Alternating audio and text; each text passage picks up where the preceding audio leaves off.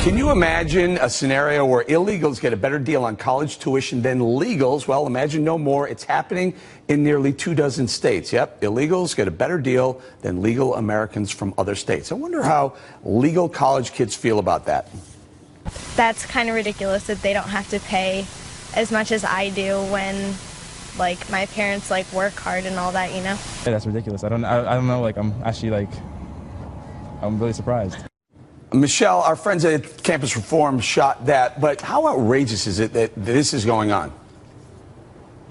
I mean, these are the programs that basically encourage people to come here illegally because they know that if they come here, not only will they be treated great, but they'll be treated better than American citizens. How is it fair that my family came here the right way from Honduras? And if I were to go to college right now out of state, that I would have to pay more than someone who broke the law. What we need to realize is every dollar that's going to an illegal is a dollar that's not going to help our own, okay? It's not noble to help out a stranger when your own people are drowning. We have people who are, living in poverty. 1 in 3 children are living in poverty. We have college students who are knee deep in debt. These are the people that we should be helping, not illegals. John, your thoughts on this one? You may have an interesting take that people might not expect. Go ahead. Well, Eric, I think, unfortunately, once again, we're using this issue as a red herring against immigration. This has nothing to do with immigration. The big issue here is in-state tuition versus out-of-state tuition. People who live in-state pay a lower rate. People who live out-of-state pay a higher rate. Legal, illegal, it makes no difference. And the truth is that my only problem with that, John, my friend, is that these guys aren't out of state; they're out of country, and I have a real problem when out-of-country people. Living in this. Look, I'm about to send my son to college. They're living in the state, just like any other in-state residents. I'm about to and if you want to make them legal, make them legal. Okay. Lisa, I'm about to send my son to college, and there's a very good chance it's going to be out of state, and he's going to pay an out-of-state tuition rate, and he's going to be competing with illegals who are getting a cheaper rate. That makes me crazy. Well, and it should, Eric. And you continue to ask the question, who is looking out for the taxpayer? And the problem with this is that we're practically begging illegal immigrants to come to the United States. We're essentially subsidizing illegal immigrants' education, and we're rolling out the red carpet for illegal immigrants, and it's sticking taxpayers with the bill, and it's wrong. Jess? Well, what about the fact that there are over 800,000 kids who stand to benefit from the DREAM Act? Economists predict, that they're going to contribute between $1.4 and $3.6 trillion to the economy over their careers. What about that for the taxpayer? Also, these are not all border jumpers who did this on their own. A lot of these people came here when they had no choice. Their parents brought them. Their parents may have broken the law, but they didn't. I think we need to look at states like California that has a policy. What about the issue of fairness? There is an issue of fairness. This is not fair. Hold on, guys. Well, let me get Wayne in here. Wayne, there are 5 states in the union that not only will give illegals in-state tuition, they'll give them financial aid on top of it.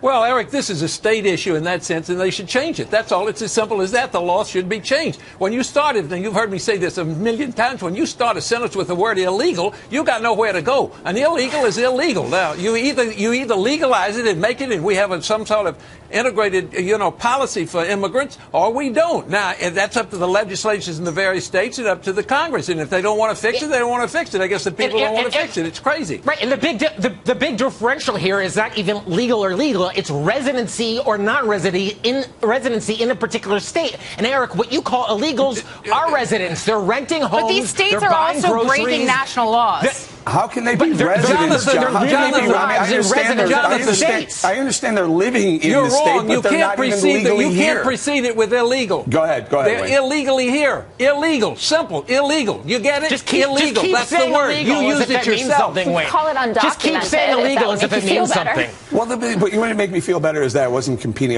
My son wasn't going to pay. At sometimes, Michelle, $80,000 more a legal out-of-state resident is going to pay than an illegal who's, I don't know, just hanging out there.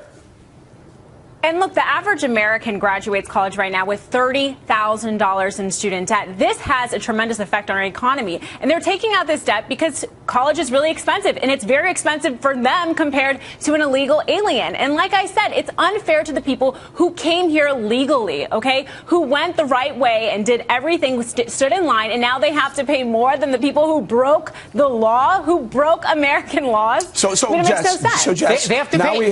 John, so now we have people people who came here legally, who went through the immigration system legally, who are behind the illegals. We also have American citizens who are behind the illegals at a disadvantage, a financial disadvantage to the illegals. It's a totally imperfect system. That's why we need immigration reform. But I would agree with Jonathan that we're really talking about an in-state, out-of-state issue, but also an education issue more generally. And these people are going to be more productive contributors to our economy if we educate them. College graduates earn 60% more than high school graduates. They contribute over 80% you're more making in a case for taxes. an open immigration system.